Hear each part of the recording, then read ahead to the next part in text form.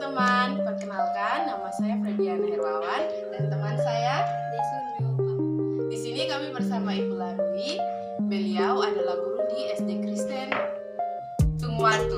Hari ini beliau akan menceritakan tentang pengalamannya mengatasi siswa-siswa yang mengalami kebutuhan khusus di sekolahnya. Jadi Ibu, di sini kami dari Universitas Batu Murah mendapat tugas untuk mewawancarai dosennya Ibu. Jadi di sini ada 4 pertanyaan. Yang pertama, Ibu cerita saja tentang pengalaman Ibu. Bagaimana pertama kali Ibu mengenali siswa Ibu klasifikasi menjadi siswa kebutuhan khusus itu pertama kali Ibu mengenali mereka di sekolah. Oke, terima kasih. Siswa berkebutuhan khusus itu yang ada di SD Kristen Batu, saya jumpai pada SD kelas 1 dan kelas 2. Ada siswa yang berkebutuhan khusus itu di antara sekian 100 siswa, satu di kelas 1, terus ada satu di kelas 4 pada waktu itu. Terus siswa yang berkebutuhan khusus ini atau kenal dorang itu dari dong punya sifat, dong punya gerak, dong punya cara berbicara. Jadi kalau orang siswa yang normal, kita tahu dong bicara kan normal, normal saja toh. Bicara normal saja, dong punya tingkah laku juga normal, dorang punya cara bergaul juga baik dengan teman-teman normal. Kalau siswa yang berkebutuhan khusus, yang ketemu ada di ketemu punya sekolah itu, yang beta dapati waktu kelas 1 itu, pada saat beta mengajar, dia punya tingkah laku tuh tiba-tiba dengan serentak dia langsung buat. Pada saat beta mengajar, dia langsung ke stop beta mengajar. Jadi beta mengajar itu langsung dia ke stop, sedangkan yang lain-lain itu cuma tinggal duduk tenang dengar. Pada saat itu katong sih bisa langsung pukul siswa yang berkebutuhan khusus karena dia punya kejiwaannya memang sudah demikian. Jadi cara guru untuk ketong mengatasi dia itu, ketong ambil dia dengan cara yang lembut. Ketong mengatasi dia dengan cara yang lembut, ketong amankan dia, kasih duduk dia dengan tenang supaya dia bisa konsentrasi kembali ke ketong punya pembelajaran berikut lagi. Begitu. Berarti Mama mungkin karena Ibu sudah menjawab langsung pertanyaan yang kedua itu, tindakan apa yang setelah Ibu mengetahui dia mengalami kebutuhan khusus, tindakan apa yang diberikan terhadap dia tadi Ibu sudah menjawab. Jadi untuk pertanyaan ketiga dan keempat saya persilakan. Terima kasih. Di sini pertanyaannya, bagaimana Ibu membangun sebuah komunikasi dengan anak yang berkebutuhan khusus dari orang tua dari anak yang berkebutuhan khusus tersebut?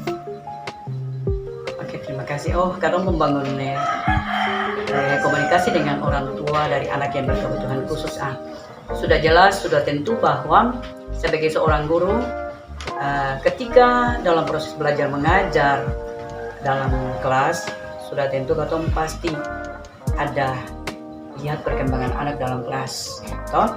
Jadi ketika katong jumpai anak yang berkebutuhan khusus ini, sudah tentu sebagai seorang guru pasti ada langkah-langkah yang diambil oleh seorang guru untuk bisa mengatasi hal tersebut. Sudah tentu katong harus ada komunikasi dengan orang tua yang bersangkutan.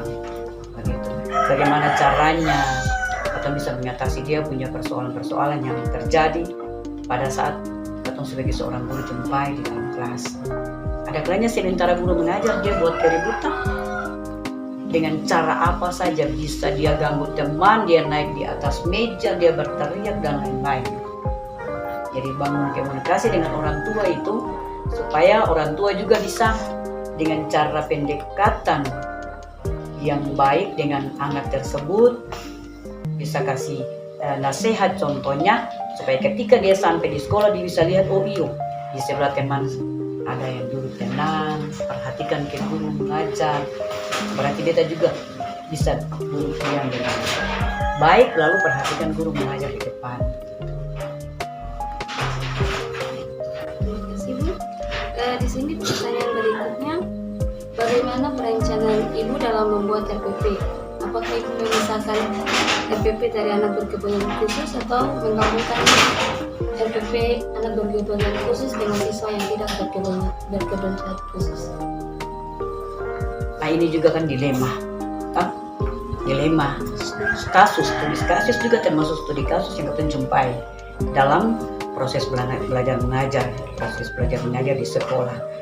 Kita tahu bersama bahwa anak yang berkebutuhan khusus ini dia tidak bisa digabungkan dengan siswa yang normal, karena siswa yang berkebutuhan khusus ini dia pun sekolah khusus kan ada.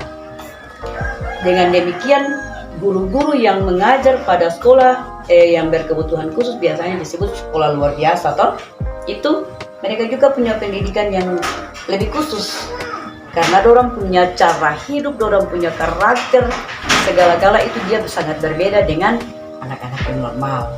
Nah, jadi ketika dia sendiri di tengah-tengah sekian ratus siswa yang ada pada sekolah kami, sudah tentu bahwa tidak mungkin kita lepas pisahkan dia. Kita satukan saja RPP. Kalau kita jalankan, cuma cara kita guru yang ada kan pendekatan prestasi dengan dia saja gitu. Supaya bisa mengatasi dia punya hal-hal yang memang tidak seimbang dengan teman-teman yang normal begitu. Ibu, mungkin wawancara kita sampai di sini. Terima kasih untuk waktunya. Terima kasih sudah mau berbagi pengalaman dengan kami. Semoga itu menambah pengetahuan kita nantinya. Kalau sudah jadi guru bisa mengatasi siswa yang berkebutuhan khusus. Terima kasih Ibu. Oke teman-teman, sampai di sini video kita. Sampai jumpa di video selanjutnya.